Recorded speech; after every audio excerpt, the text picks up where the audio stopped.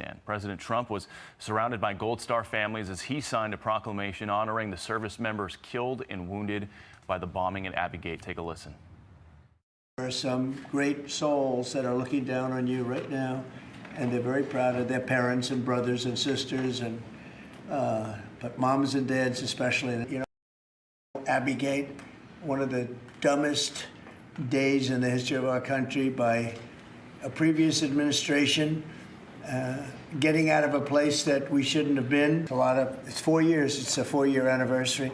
So we're signing a proclamation honoring them and honoring you and honoring your loved one.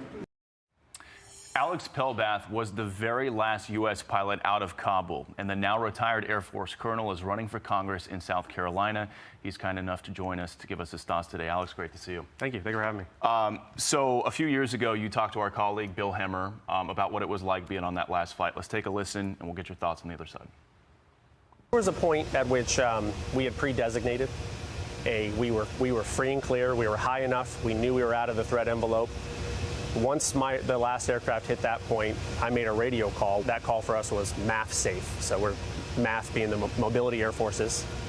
So I reported over the radio, MAF safe at that point. That was officially the end. That was it. And the war was over. And the war was over. Here we are 4 years later. How are you reflecting today? On today specifically, on August 26th, I reflect on the 13 service members who lost their lives. I think more than the first day, the chaos that occurred, and more than the last flight out, this is the day that America should remember. And obviously, President Trump understands that, right? It was a very terrible decision by the leadership at the time to get us into that mess in the first place. This is the day that we should focus on. And I'm grateful that President Trump making today a day of commemoration for those families is absolutely the right thing to do. Pete Hegseth is a Secretary of Defense, and he wants more answers, as I'm sure a lot of people do, including the families of these 13. Let's listen to him here. The military needs to answer for what happened in Afghanistan. So upon the president's direction, immediately we initiated an investigation which showed that there needed an even deeper dive. We're doing it on behalf of the American people. So I would anticipate middle of 2026. That's how thorough of a review we're doing. Hopefully a little bit sooner, but we're going into everything to get an understanding of what happened.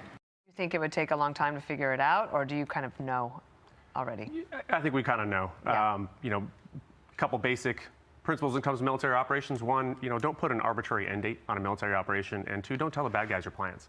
Mm-hmm. And Joe Biden did both of those things. And so what I would like to see is accountability. There hasn't been any. We know if a military leader had screwed up, we would have been held accountable for sure. So the fact that that hasn't happened at this point, I love that the administration is getting after this. Real quick, what was it like for you when you first found out about the bombing, when you first heard it over the radio and realized there were KIAs? It's a moment I'll never forget. I remember exactly where I was standing. I was in our Joint Operations Center when that happened, and I'll never forget the feeling in the pit of my stomach watching the smoke rise.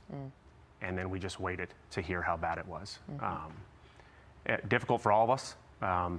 But grateful then that I got to be in a position to take those terrible orders and do something, try to turn it into a positive, try to do something good after that. You are going to run for Congress. Yes. And so you want to continue to serve. What are the three main things you want to focus on if you were to be elected? Yeah, well, just say after 22 years of service, and especially this at the end, I mean, what I saw up close and personal, the devastating consequences of political leaders making decisions that were better for them than they were the country. And so number one is to go to Washington, D.C., to partner with President Trump and his Make America Great agenda. He is doing amazing things for our country already. We know that fight's not going to end right now. We know 2026 matters tremendously. And so number one is to get on board and give President Trump the reinforcements he needs to see his agenda through. And where can people find out more?